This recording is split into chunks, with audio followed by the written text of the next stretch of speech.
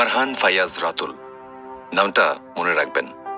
একদিন পৃথিবী ছেড়ে চলে যেতে হবে। এমন জীবন গড়ো যাতে মৃত্যুর পর মানুষ তোমাকে মনে রাখে। নিজের ফেসবুক বায়োতে লেখা এই কাজটা ঠিকই করতে পেরেছে ফারহান ফাইয়াজ। ঢাকা রেসিডেন্সিয়াল মডেল কলেজের ইন্টার ফার্স্ট ইয়ারের স্টুডেন্ট ফারহান ছোট থেকেই প্রচন্ড বুদ্ধিমান। কলেজে থাকতেই বিশ্ববিদ্যালয়ের বই পড়ে।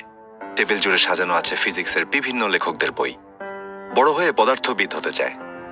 ফান্ডামেন্টাল ফিজিক্স নিয়ে পড়াশোনার জন্য বিদেশ যাওয়ারও ইচ্ছা আছে তার। কিছুদিন আগেই জন্মদিন ছিল। বন্ধুদের নিয়ে লং ড্রাইভে যেতে চেয়েছিল সে। বাবা পারমিশনও দিয়েছিলেন, কিন্তু যাওয়া আর হয়নি। ফারহানকে ছাড়াই জন্মদিন পালন করেছে তার পরিবার। জুলাই মাস, দলে দলে সবাই আন্দোলনে যোগ দিচ্ছে। ফারহান আর তার বন্ধু ওয়াসিমও যোগ দেয়। এমনকি ফারহান তার বোনকেও বলে আন্দোলনে যেতে। 18 জুলাই বন্ধু ওয়াসিমকে নিয়ে ফারহান আন্দোলনে যোগ দিতে ধানমন্ডি যায়।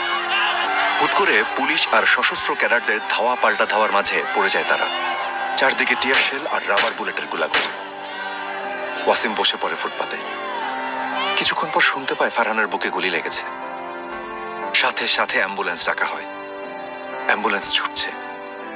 শুয়ে থাকা ফারহান ওয়াসিমের দিকে তাকিয়েই চোখ বন্ধ করে চিরদিনের জন্য।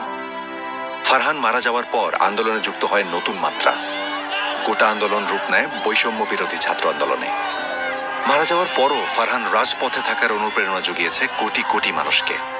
ফারহানদের আত্মত্যাগেই স্বৈরাচার মুক্ত হয়েছে দেশ।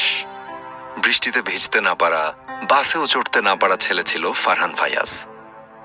আর আজ সে আমাদের সবার সাহসের কারণ। ফারহান ফাইয়াজ, শহীদ ফারহান ফাইয়াজ নামটা মনে রাখবেন। মনে রাখবেন জুলাই বিপ্লবে নিহত এমন সকল শহীদদের।